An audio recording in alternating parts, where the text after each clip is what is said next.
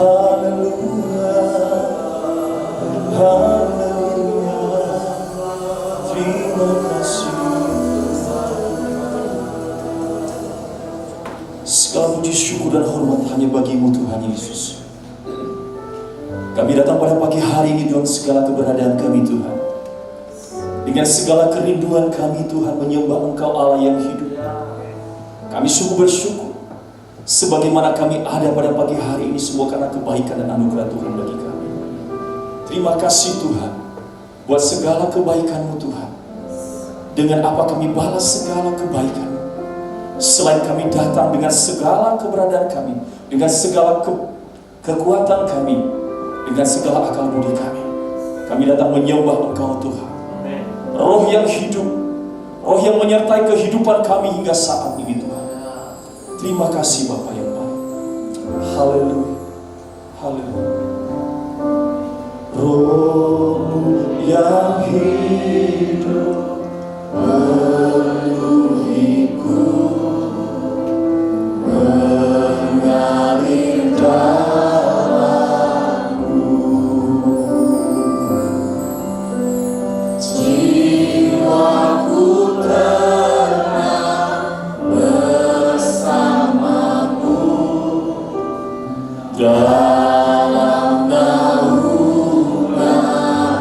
Mari kita buka hati kita berkata, ku buka hati untuk jamahanmu, berserah penuh di hadiratmu.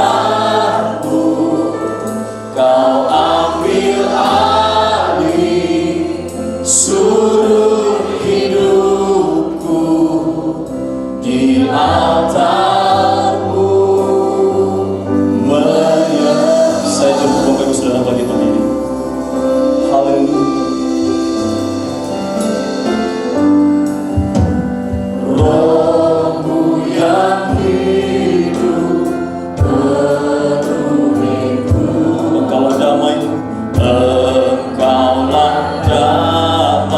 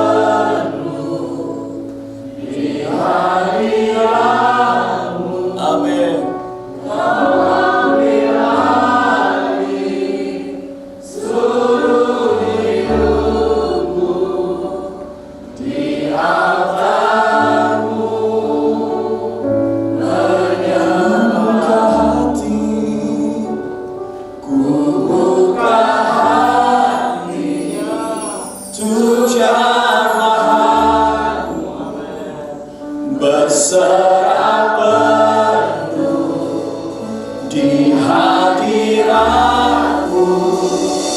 Kau ambil alih seluruh hidupku di atas menyembah-Mu. Ku buka hati, haleluya,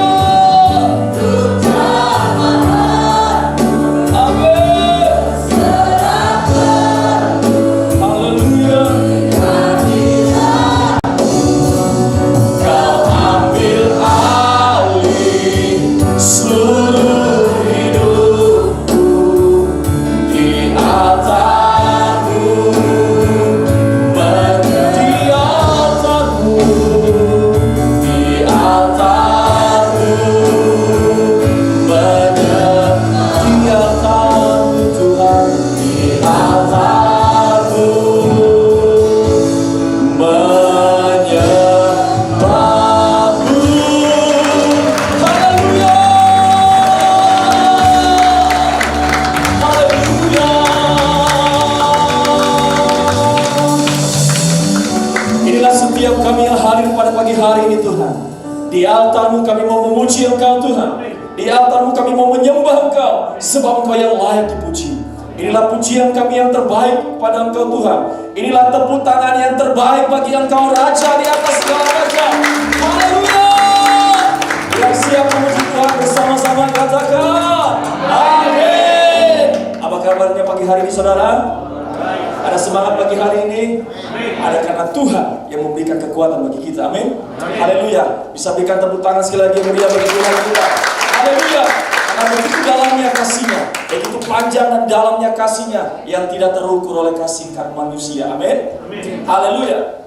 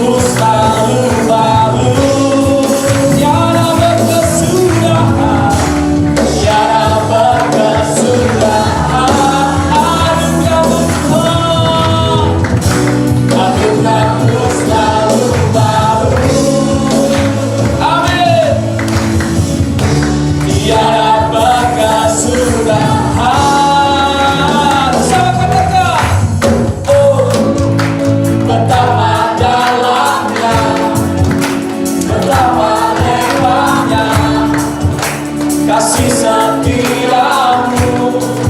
Oh, oh, oh, tiada bandingannya, tiada duanya, tiada seperti Kau, Yesus Tuhanku.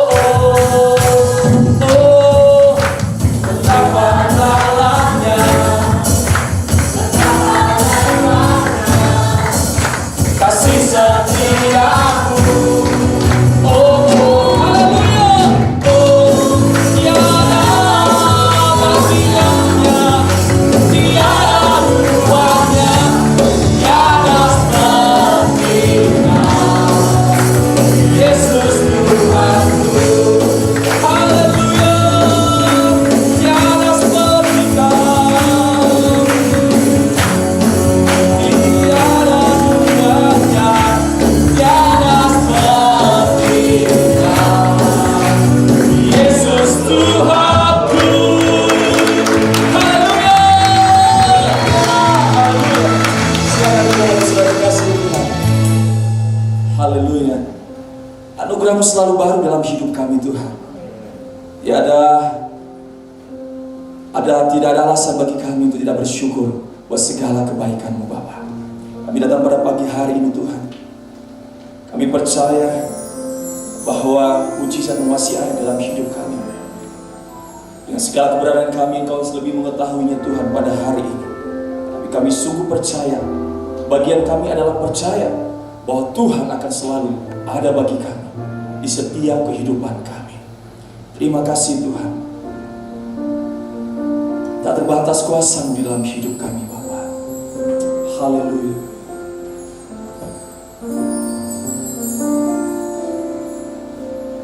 Tak terbatas kuasa-Mu Tuhan.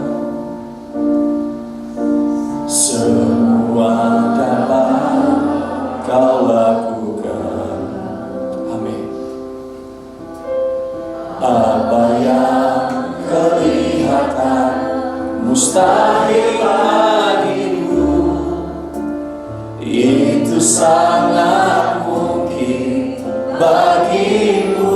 Di saat kami tak berdaya, di saat ku tak berdaya, kuasa-Mu yang sempurna. Ketika ku percaya, mujizat itu nyata, bukan karena perbuatan, namun Roh-Mu ya Tuhan. Ketika ku berdoa, mujizat itu nyata.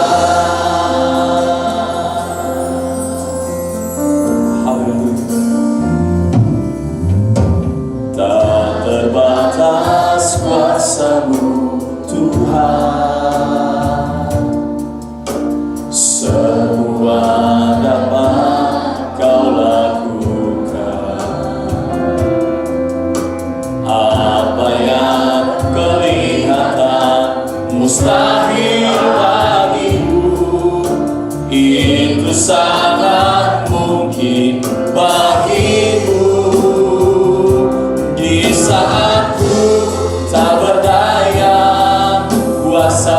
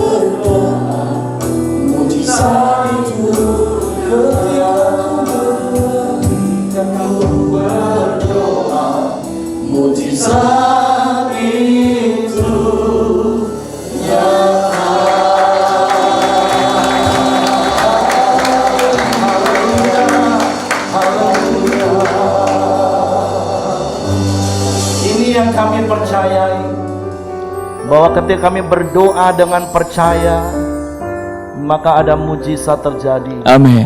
Karena firman-Mu yang menjamin tidak ada yang mustahil bagi orang-orang yang percaya. Biarlah pagi hari ini dan seumur hidup kami Tuhan, Engkau mendapati kami sebagai pribadi-pribadi yang percaya kepadamu, karena kami mengenal Engkau secara pribadi. Amin. Bukan hanya sekedar berusaha untuk percaya kepadamu, karena apa kata orang yang kami dengar, tapi biarlah kami mengalami perjumpaan dengan Engkau secara pribadi. Kami mengenal Engkau lebih dalam lagi, sehingga kami percaya sungguh-sungguh kepadamu. Amin. Dan kami mengalami penggenapan janji firman-Mu. Tuhan, terima kasih buat pagi hari ini dengan tubuh yang sehat dan kuat. Kami boleh datang berkumpul di tempat ini di dalam nama-Mu. Dan kami percaya Engkau hadir di tengah-tengah kami. Amin. Dan kehadiran-Mu mendatangkan berkat, sukacita, damai, sejahtera, kekuatan, kesembuhan bagi kami Tuhan. Amin. Bahkan kehadiran-Mu menjadi jawaban dan pertolongan bagi kami. Tuhan, terima kasih buat pagi hari ini. Biar setiap pujian penyembahan kami menyenangkan dan menyukakan hati-Mu. Dan tiba saatnya kami mau belajar lagi firman-Mu, supaya kami semakin mengenal Engkau Tuhan. Sebab Roh Kudus, urapi hamba-Mu, urapi setiap kami, untuk kami boleh mengerti firman-Mu, memahami firman-Mu, percaya firman-Mu, dan kami melakukan firman-Mu. Di dalam nama Yesus Tuhan yang siap dengar firman, mari katakan amin. Silakan duduk Bapak Ibu. Shalom. Puji Tuhan, kita bersyukur, berterima kasih kepada Tuhan. Pagi ini kita masih boleh berkumpul, beribadah kepada Tuhan. Baik Bapak Ibu yang ada di tempat ini maupun Bapak Ibu yang di rumah. Saya tetap mendorong kita tetap setia dan sungguh-sungguh dalam Tuhan apapun yang terjadi. Karena kita punya Tuhan yang sanggup melakukan segala perkara. Amin. Nah, puji Tuhan, sebelum saya melanjutkan seri ketiga dari khotbah saya, kita akan dengarkan dulu beberapa pengumuman multimedia untuk sepanjang minggu ke depan ini.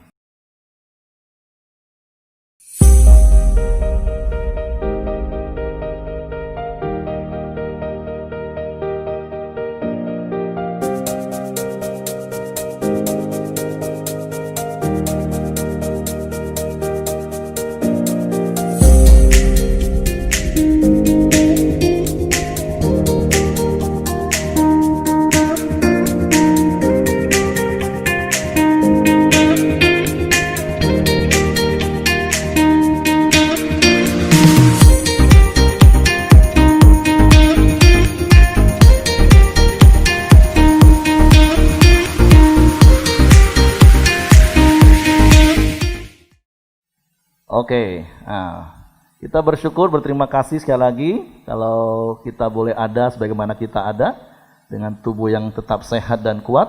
Dan mari kita terus menjaga iman dan imun tubuh kita, amin. Nah, karena hari-hari ini kan sudah mulai musim hujan, cuaca kadang nggak menentu, hujan, panas, jadi ngomong kanan kiri, jaga iman dan jaga imun. Jaga iman dengan terus kita semakin dekat dengan Tuhan. Jaga imun, ya tidur yang cukup, makan yang sehat, olahraga. Nah, terus jangan takut. Ngomong kanan kiri, jangan takut. Itu yang paling penting. Karena ketika kita dalam ketakutan, imun kita itu akan drop Bapak Ibu. Jadi jangan pernah takut, amin. Nah, puji nama Tuhan, kita akan lanjut lagi apa yang sudah kita belajar beberapa minggu ini, yaitu tentang prinsip-prinsip doa yang efektif. Nah, sekali lagi saya harus mengingatkan, bicara tentang doa itu bicara tentang hubungan dan komunikasi. Jadi sepanjang hari seumur hidup kita, kapanpun, dimanapun, kita terhubung dengan Bapa di surga dan kita bisa berkomunikasi. Tidak hanya sebatas ketika kita masuk kamar, lipat tangan dan tutup mata. Bukan hanya sebatas itu. Ya, itu adalah bagian dari praktek doa. Tetapi sekali lagi, bicara tentang doa itu bukan hanya bicara pada waktu kita lipat tangan dan tutup mata. Nah, itu yang saya mau ingatkan sekali lagi. Dan kita sudah belajar prinsip yang pertama, kalau doa kita mau menjadi doa yang efektif, maka kita harus berdoa dengan apa? Sepakat. Baik itu doa pribadi, kita berdoa dengan bersepakat roh, jiwa, dan tubuh kita. Apa yang kita ucapkan dan apa yang kita lakukan itu harus sepakat. Nah, begitu juga dengan doa bersama-sama, suami istri, orang tua, anak, kita harus sepakat. Nah, yang pertama gimana caranya kita sepakat dengan diri sendiri? Renungkan firman Tuhan. Tundukkan pikiran kita pada pikiran Kristus. Kenapa? Karena jiwa kita, pikiran kita, kehendak kita, keinginan kita, itu yang sering kali tidak bisa bersepakat dengan iman kita. Nah, makanya tundukkan pada pikiran Kristus, pada firman Tuhan.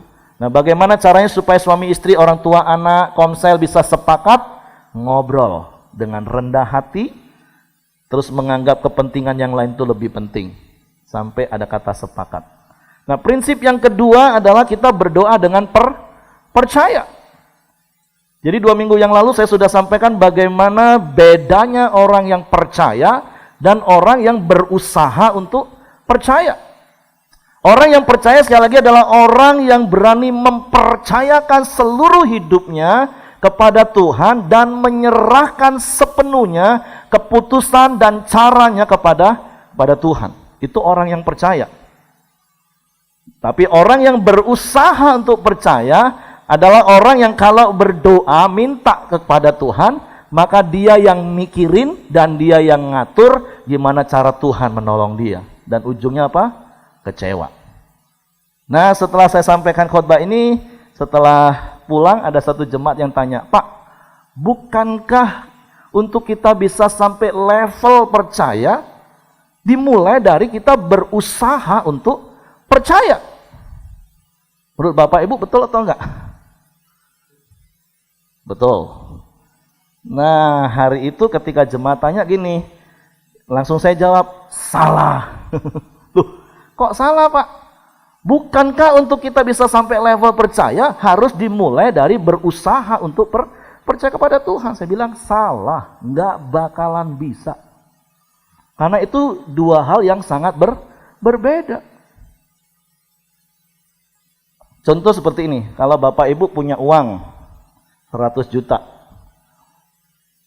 terus mau serahkan dan percayakan kepada saya, Pak Heri, ini uang 100 juta, saya serahkan sepenuhnya kepada Bapak, mau Bapak apa-apain, bisnis apa, terserah, paling aku dapat untungnya saja, bagian kita, 40-60, nah serahkan. Pertanyaannya, kenapa Bapak Ibu berani menyerahkan uang 100 juta kepada saya? Karena percaya. Kenapa Bapak Ibu percaya sama saya? Karena kenal. Bukan karena kata orang sih Pak Heri itu jujur. Itu kan kata orang. Bapak Ibu kenal nggak dengan saya? Kalau Bapak Ibu nggak kenal dengan saya, hanya berdasarkan apa kata orang, terus Bapak Ibu, sudahlah, dengar-dengar sih kata orang Pak Heri itu jujur, ya sudahlah. Satu saat bisa kecewa nggak kalau seandainya satu saat uang itu ternyata, ini namanya bisnis kan Bapak Ibu? Bisnis bisa rugi nggak? Bisa. Bisa kecewa nggak seperti itu? Bisa kecewa. Tapi kalau Bapak Ibu adalah orang yang percaya sama saya karena kenal saya, terus bisnisnya bangkrut, Bapak Ibu ngomong apa? Ya udah Pak, memang situasi seperti ini ya. Saya percaya Bapak sudah berusaha sungguh-sungguh kelola uang dengan bijak. Saya tahu, saya percaya karena saya sangat mengenal Bapak. Nah, makanya saya katakan, untuk kita level sampai percaya kepada Tuhan, itu bukan dimulai dari berusaha percaya kepada Tuhan. Karena sekali lagi itu dua hal yang berbeda. Karena dasarnya, basicnya itu berbeda. Kita percaya kepada Tuhan, itu basicnya cuma satu. Karena kita mengenal Tuhan secara pribadi.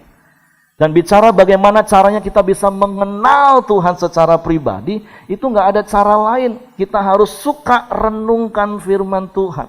Kita suka merenungkan firman siang dan malam sampai kita faham dan sampai kita benar-benar mengenal firman itu. Nah, hari-hari ini kan kita udah masuk bulan Desember. Ada ayat-ayat yang sering disampaikan di bulan Desember. Yohanes 1 ayat 1 dan Yohanes 1 ayat 14. Yohanes 1 ayat 1 katakan, pada mula adalah firman, dan firman itu bersama-sama dengan Allah, dan firman itu adalah Allah. Ayat yang ke-14 dan katakan firman itu telah menjadi manusia di dalam pribadi Yesus. Nah artinya kalau kita mau mengenal Tuhan secara pribadi, ya nggak ada cara lain, kita harus suka dengar firman, suka baca firman, renungkan firman Tuhan siang dan malam, sampai faham firman Tuhan itu pribadi Allah sendiri, sehingga kita percaya kepada Tuhan, dan kita akan menikmati janji-janji Tuhan digenapi. Amin. Karena sekali lagi jaminan firman Tuhan tadi katakan apa? Tidak ada yang mustahil bagi orang yang percaya, bukan yang berusaha percaya. Nah, itu dasar orang yang percaya. Tapi apa dasar orang berusaha percaya kepada Tuhan? Nah, sekali lagi saya berharap ini diterima dengan benar. Saya tidak anti dengan yang namanya kesaksian. Saya suka dengar kesaksian. Tapi pertanyaannya gini, kalau Bapak Ibu ditanya nih ya, lebih suka mana? Dengar khotbah pengajaran atau dengar kesaksian? Coba tanya kanan kiri. Coba tanya kanan kiri. Kamu lebih suka dengar khotbah atau suka dengar kesaksian? Berapa banyak yang suka dengar kesaksian? Oke. Yang nggak angkat tangan suka dengar khotbah? Yang dengar khotbah, yang suka dengar khotbah berapa banyak? 1. Jadi yang lain ngapain ya? Khotbah juga nggak suka. Kesaksian juga nggak suka, ngomong kanan kiri, kelewatan kamu nih. Nggak, tapi survei beberapa kali saya tanya, nggak usah malu Bapak Ibu, ini kan saya hanya mau menyampaikan sebuah realita. Ada begitu banyak orang Kristen lebih suka dengar apa? Kesaksian heboh, wow, seakan-akan imannya jadi kuat. Itu Kristen Petromak. Dipompa, wih terang imannya, begitu sudah lama nggak dengar lagi kesaksian, ngadepin realita hidup, mulai melempem lagi, katanya Tuhan tuh hebat. Aku dengar kesaksian si A, minta A dikasih A, minta B dikasih B, minta C dikasih C. Ini aku sudah doa, nggak dapat tuh. Nah, makanya beda Bapak Ibu. Saya mau beri beberapa perbedaan ya. Orang yang percaya dan orang yang berusaha percaya. Nah, ini perhatikan baik-baik Bapak Ibu. Orang yang percaya itu karena apa? Karena mengenal secara pribadi. Ya lewat 4M lah, atau dengar khotbah seperti ini. Jadi sekali lagi, saya tidak anti dengan kesaksian. Yang bersaksi nggak salah. Dia betul ceritanya. Dia minta A dapat A. Dia minta B dapat B, dia minta C dapat C. Iya, dia kesaksiannya nggak salah. Itu betul, menyatakan bahwa Tuhan hebat. Makanya saya katakan apapun kesaksian orang, saya nggak heboh Bapak Ibu. Bagi saya cuma satu, itu meneguhkan percaya saya kepada Tuhan, bahwa Tuhan yang saya sembah, Tuhan yang saya percaya, itu Tuhan yang bisa melakukan segala perkara. Tapi itu kan nggak lengkap Bapak Ibu, kalau saya hanya berdiri di atas sebuah kesaksian. Nah, makanya orang yang percaya itu karena mengenal secara pribadi, dan itu prosesnya panjang. Sampai Bapak Ibu berani, saya katakan tadi, memberikan uang 100 juta itu mungkin panjang. Buktinya sampai hari ini belum ada yang berani kasih uang 100 juta. Jangan-jangan belum mengenal saya. Enggak, ini contoh nih Bapak Ibu, just kidding aja ya. Nah, orang yang percaya itu karena mengenal secara pribadi. Nah, prinsip yang kedua, orang yang percaya itu percaya bahwa Tuhan itu apa? Selalu mendengar dan menjawab doanya. Orang yang percaya itu dia selalu percaya bahwa Tuhan itu pasti selalu mendengar dan menjawab doanya. Tapi ingat, jawaban Tuhan ada apa? Ada iya, ada tidak, dan ada tunggu. Nah, makanya orang yang percaya itu orang yang mengenal bahwa dia punya Tuhan yang sanggup melakukan segala perkara. Tapi dia juga mengenal bahwa Bapaknya itu tahu yang terbaik untuk dia. Makanya berkaitan hal itu pada prinsip yang ketiga, orang yang percaya itu harus berdoa dengan tekun. Nah, makanya orang yang percaya akan apa? Tekun berdoa. Artinya apa? Tetap memiliki hubungan dan komunikasi yang baik sekalipun Tuhan menjawab apa? Tidak untuk permohonannya. Nah, nanti saya akan jelaskan apa bedanya dengan orang yang berusaha, untuk percaya. Orang yang berusaha untuk percaya bukan tekun tapi ngotot. Nah, kalau kita baca di dalam 2 Samuel pasal 12 ayat 16 sampai 24. Nah, Bapak Ibu nanti boleh baca di rumah, tapi itu kisah tentang Daud yang berdoa dengan sungguh-sungguh kepada Tuhan. Untuk apa? Memohon kasih karunia Tuhan, memohon kemurahan Tuhan supaya anaknya sembuh. Daud orang percaya. Daud percaya sungguh-sungguh kepada Tuhan, bahwa dia percaya Tuhan itu sanggup lakukan segala perkara. Makanya dia berdoa, dia berpuasa, dia sungguh-sungguh, dia khusyuk, dia nggak mau diganggu oleh siapapun. Sampai semua pegawainya nggak ada yang berani ganggu dia, Bapak Ibu. Berhari-hari dia berdoa, puasa, nggak makan, nggak minum, nggak berurap, nggak mandi. Karena dia percaya, dia bertekun di dalam doa kepada Tuhan. Sampai akhirnya satu hari Daud mulai melihat pegawainya mulai bisik-bisik dan kasak kusuk. Dan kemudian Daud lihat, oh berarti anak itu sudah mati. Artinya Tuhan sudah jawab doanya nggak Bapak Ibu? Halo? Sudah jawab belum? Sudah. Jawaban Tuhan apa? Tidak. Apa yang dilakukan oleh Daud? Karena pegawai-pegawainya ngomong, jangan dikasih tahu, jangan dikasih tahu. Selama anak itu masih sakit dan hidup saja dia sudah seperti itu. Menyiksa diri. Bagaimana mungkin kita kasih tahu bahwa anak itu mati? Bisa-bisa ngamuk dia nanti. Tapi ketika Daud melihat pegawai-pegawainya kasak kusuk, bisik-bisik, Daud tahu, oh Tuhan sudah jawab doaku. Dan jawaban Tuhan adalah tidak. Apa yang dilakukan Daud, Bapak Ibu? Dia bangkit dari lantai, dia mandi dan berurap, dan dia minta dihidangkan apa? Makanan. Itu orang yang percaya. Dia bertekun di dalam doa. Setelah itu dia tetap tekun nggak? Tetap. Sekali lagi doa itu bicara tentang hubungan dan komunikasi.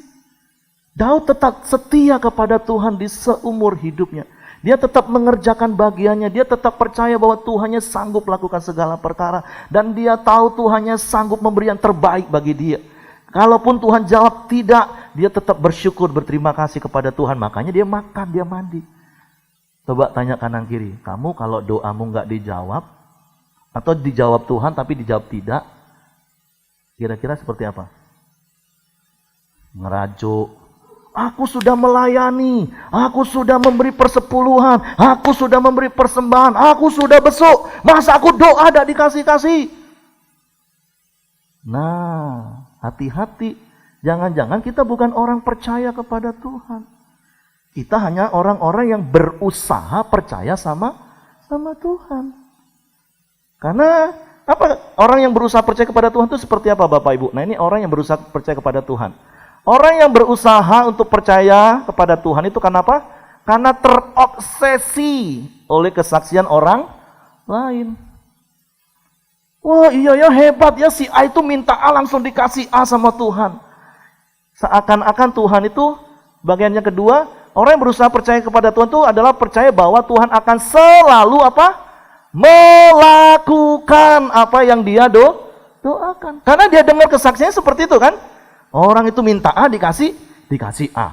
Orang itu minta B dikasih B. Orang itu minta C dikasih C. Nah, dengan dasar itu dia berusaha untuk percaya kepada Tuhan. Karena konsepnya adalah Tuhan itu akan melakukan apa yang dia doakan, seperti yang dia dengar.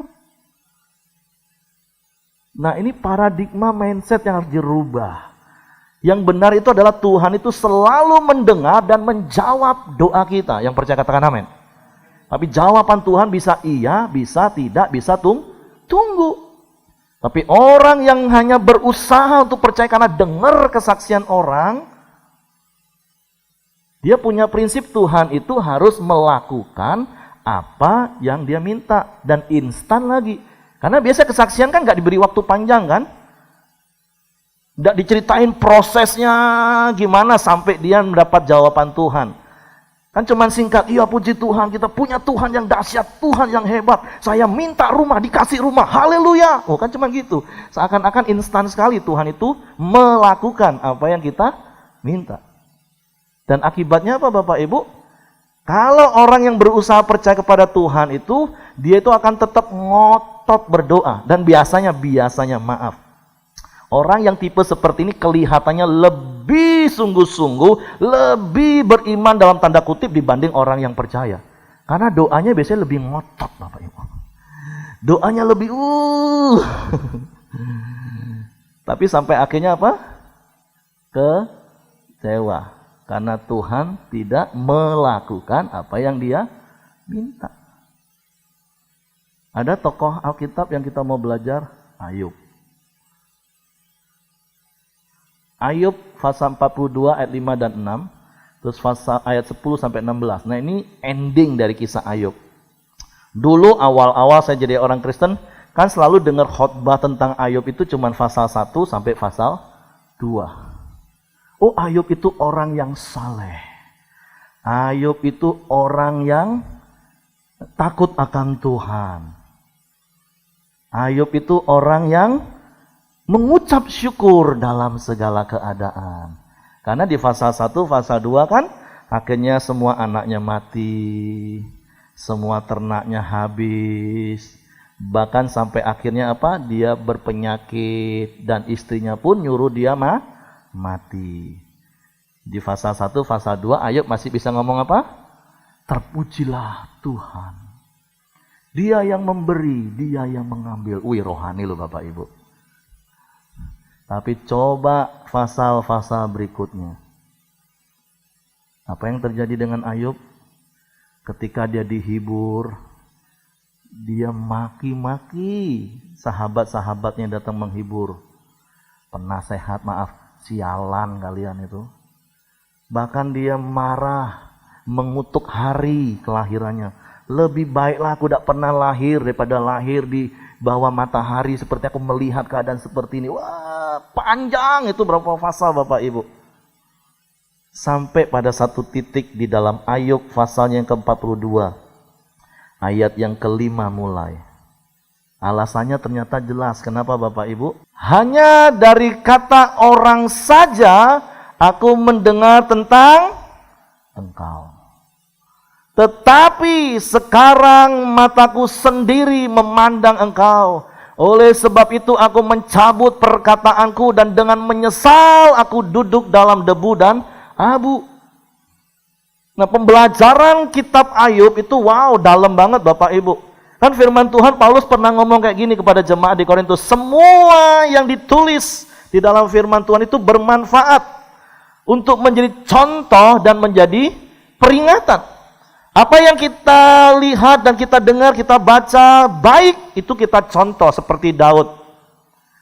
Tapi apa yang tidak baik dari sisi Daud juga, dari sisi hidup Ayub yang gak baik, itu jadi peringatan kita. Artinya saya mau katakan seperti ini loh. Ya di awal Ayub sepertinya dia kuat. Karena dia sering dengar apa kata orang tentang Tuhan. Dan dia mengalami realita. Hidupnya diberkati, ternaknya banyak, anaknya 10, ganteng dan cantik-cantik. Tapi ternyata itu bukan karena pengenalan secara pribadi. Ya karena pada umumnya, secara umum saya mau katakan, kalau engkau rajin kerja, engkau sungguh-sungguh kerja, ya kau pasti punya banyak uang kok. Tapi ini kan saya tidak sedang bicara tentang kau punya banyak uang atau enggak. Tapi apakah engkau mengenal secara pribadi Tuhanmu? Sehingga engkau berani mempercayakan seluruh hidupmu kepadanya. Engkau berani menyerahkan seluruh keputusan dan cara kepada Tuhan. Dan ketika Ayub mulai bersungut, dia mulai mengutuk hari kelahirannya, dia sensi, dia gampang tersinggung, dia marah kepada semua orang.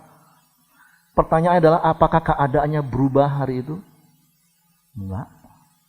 Dia semakin terpuruk dalam doa sayang diri. Ini istilah kami dulu waktu jadi pengerja, doa sayang diri. Kalau udah kena tegur, kena singgung, doa nangis. Kayak sungguh-sungguh, padahal itu doa sayang diri istilah kami. udah ditegur, dinasehati, doanya sungguh sepertinya. Itu tipe orang yang berusaha percaya sama Tuhan itu kayaknya lebih sungguh-sungguh dari orang yang percaya. Karena orang yang percaya pada Tuhan itu tenang. Doanya juga tenang, nggak ngotot. Karena dia percaya Tuhannya sanggup lakukan segala perkara. Dan dia juga percaya Tuhannya tahu memberi yang terbaik. Kalau Tuhan yang ngomong tidak, ya sudah terima kasih Tuhan. Karena engkau tahu yang terbaik. Nah itu orang percaya. Nah beda. Makanya seperti Ayub ngomong di pasal 4 ayat 5. Hanya dari kata orang saja aku mendengar tentang engkau. Hanya dari kesaksian orang aku dengar. Jadi ngomong kanan kiri yuk, lebih suka dengar khotbah yuk. Sekali lagi kesaksian gak salah dengar. Tapi apapun kesaksian itu hanya meneguhkan kita untuk semakin percaya kepada Tuhan. Jangan dijadikan dasar untuk kita berusaha kepada Tuhan. Sehingga kita punya pemahaman Tuhan itu harus melakukan apa yang kita minta. Dan Ayub katakan, oleh sebab itu aku mencabut perkataanku dan dengan menyesal aku duduk dalam debu dan abu. Nah kemudian Ayub tekun. Nah kalau Bapak Ibu baca di ayatnya yang ke-10 kemudian, sampai ayat yang ke-16, dari Ayub pasal 42 tadi, maka ketika Ayub bertobat, ketika Ayub mengerti dan mengenal Tuhan secara pribadi, apakah tiba-tiba juga kondisinya jadi berubah Bapak Ibu? Enggak otomatis. Memang ayat 10 sampai 16 katakan semua saudara-saudaranya datang dan memberikan modal. Memberikan uang 1 kesita, memberikan cincin. Dan kemudian Ayub masih hidup berapa lama lagi. Dan kemudian Tuhan memberikan lagi anak 10 orang lagi. Kan tidak dalam sekejap mata kan 10 anak lahir Bapak Ibu. Prosesnya panjang, anggaplah 1 tahun 1. Itu berarti prosesnya berapa tahun? 10 tahun.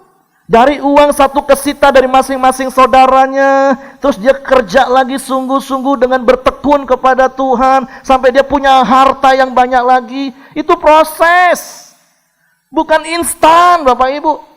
Makanya jangan dasari percayamu kepada Tuhan apa kata orang. Sehingga seakan-akan semua harus instan. Ujungnya apa? Kecewa. Karena ngotot. Nah makanya yuk kita bertekun di dalam firman, bertekun di dalam pengenalan akan Tuhan. Ini prinsip yang ketiga, langsung nyambung Bapak Ibu. Jadi orang kalau mau doanya adalah doa yang efektif, harus berdoa dengan tekun. Artinya kalaupun Tuhan jawab, dan sekali lagi Tuhan itu selalu jawab, dan jawaban Tuhan tunggu atau nanti, hubungan dan komunikasinya dengan Tuhan tetap baik. Nggak ngancam-ngancam Tuhan.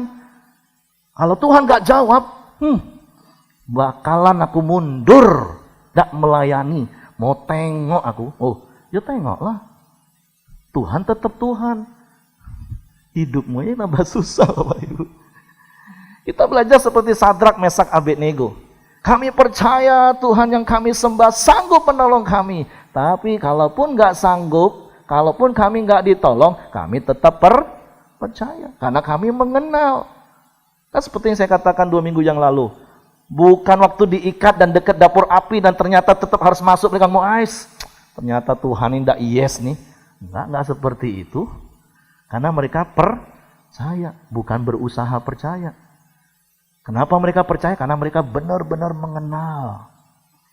Seperti pemazmur Daud katakan, sekalipun aku berjalan di dalam lembah kekelaman, aku tidak takut bahaya.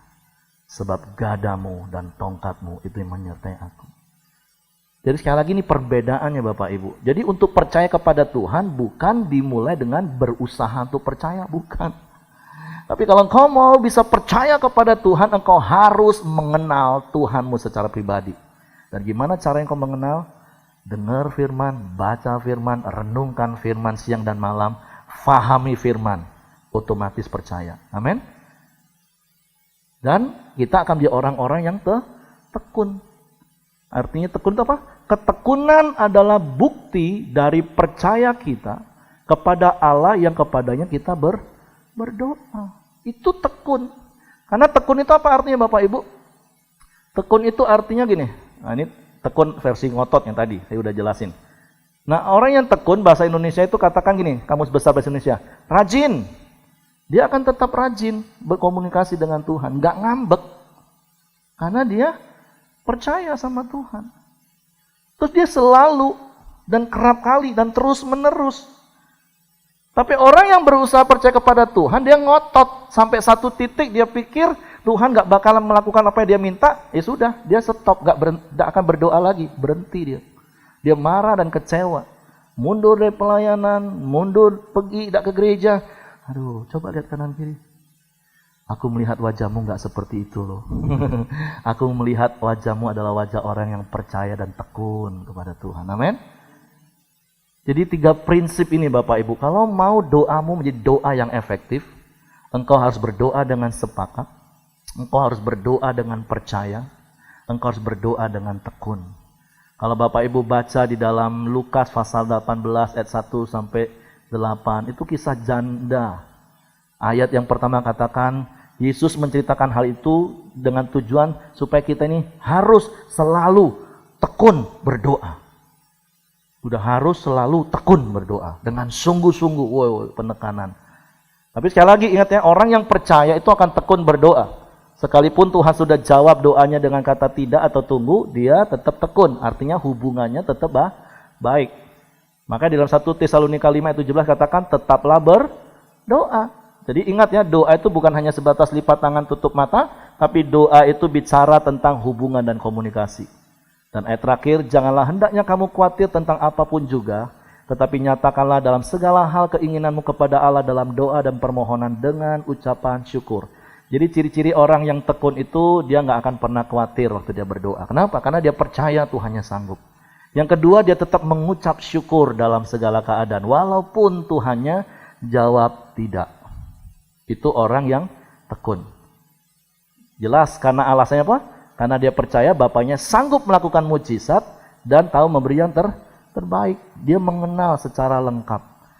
Bapak Ibu, kalau engkau sedang berdoa dan bergumul hari ini, kalau Tuhan jawab tidak, percayalah Bapamu sedang mempersiapkan jauh lebih besar sesuatu untuk engkau, amin. Jangan kecewa, jangan marah. Jadilah orang yang percaya dan engkau tekun berdoa. Mari kita bangkit berdiri, kita mau berdoa. Bapak kami bersyukur dan terima kasih Tuhan firman-Mu yang luar biasa hari ini kami dengar ya Bapak. Itu teladan Engkau berikan pada kami Tuhan. Engkau berdoa untuk murid-murid-Mu ya Bapa. Engkau berdoa untuk ya Tuhan orang-orang yang diberitakan oleh murid-murid Yesus. Dan sampai hari ini kami boleh percaya Yesus. Kami bisa diubahkan hidup kami. Nasib kami boleh berubah. Ada orang yang berdoa buat kami. Ada orang yang menginjil kepada kami. Ada orang yang diutus untuk memberitakan Injil kepada kami. Ya Tuhan, hari ini kami mau Tuhan melakukan seperti apa ya Tuhan Yesus lakukan, apa yang murid Yesus lakukan, apa yang orang lain hamba-hamba Tuhan lakukan bagi kami, mendoakan kami. Dan hari ini kami mau berdoa Tuhan buat papa mama kami, buat mertua kami, adik kakak kami, ipar kami Tuhan, saudara kami, ponakan-ponakan, orang yang berhubungan darah dengan kami, bahkan teman-teman kami Tuhan, saudara-saudara kami, dimanapun mereka berada, Tuhan lawan dan jamah mereka, beri belas kasihan Tuhan pada mereka, lembutkan hati mereka Tuhan. Kami percaya mereka hatinya dibukakan untuk terima Yesus. Walaupun kami ditolak, kami tidak putus asa. Kami akan ketok terus Tuhan. Kami akan ketok Tuhan pintu kerajaan Allah. Maka terbukalah pintu-pintu yang tertutup berabad-abad lamanya. Kami percaya, maka terbukalah gerbang pintu dan Raja Kemuliaan Yesus Kristus akan masuk ke dalam keluarga kami Tuhan. Mereka boleh menerima Yesus dan percaya Yesus dan diselamatkan. Bapa, pada sore hari ini kami mau berdoa Tuhan buat teman-teman kami yang kesempatan hadir, mereka yang lemah tubuh, mereka yang sakit, Tuhan sembuhkan. Buat Edi Sirain Tuhan, Engkau pulihkan dan sembuhkan kelemahan tubuhnya. Kami mau berdoa Tuhan untuk Norma dan Reza yang ke Medan, orang tua yang sakit Tuhan, Tuhan sembuhkan dan pulihkan. Buat Felix anaknya Tuhan Ralin, Tuhan sembuhkan dan pulihkan. Buat yang Tuhan anaknya Tuhan Mimi yang sakit, Tuhan sembuhkan dan pulihkan. Kami percaya Tuhan, tidak ada satupun yang membahayakan tubuh mereka ya Bapa. Buat kami di sini Tuhan, boleh sehat karena anugerah-Mu Tuhan. Buat pelindungan-Mu, buat pemeliharaanmu, buat penjagaanmu. Tuhan berkati Tuhan jemaat-Mu Tuhan di tempat ini. Tuhan sertai kami semua ya Bapa. Seperti janji firman Tuhan, sekali-kali aku tidak meninggalkan Engkau, aku menyertai Engkau hingga akhir zaman. Kami percaya Tuhan, kami akan menerima berkat-Mu. Kita angkat tangan Bapak Ibu yang dikasih Tuhan. Biarlah Roh Kudus Engkau yang memimpin kami Tuhan. Engkau menyertai kami dimanapun kami berada Tuhan. Engkau memberkati pekerjaan usaha pelayanan kami semua ya Bapa. Dan kami percaya Tuhan, anak cucu orang benar diberkati oleh Tuhan. Kami percaya Tuhan, hari ini firman Tuhan yang kami dengar dan kami lakukan ya Bapa, seperti apa yang firman katakan, terjadilah dalam kehidupan kami ya Bapa. Diberkatilah saat Kau masuk, diberkatilah saat Kau pulang, dimanapun Tuhan menempati Engkau. Jadikanlah semua orang murid Kristus dan beritakanlah Injil Kerajaan Allah, Injil keselamatan. Maka kami percaya terjadilah kemuliaan Tuhan melalui kehidupan kita, dan dipermuliakan nama Tuhan, dan Tuhan mempermuliakan orang yang mempermuliakan namanya. Kami percaya Tuhan, berkat yang kami terima daripada Engkau, dari Bapa, Anak dan Roh Kudus, di dalam nama Tuhan Yesus yang percaya bersama dengan amin. Tuhan berkati.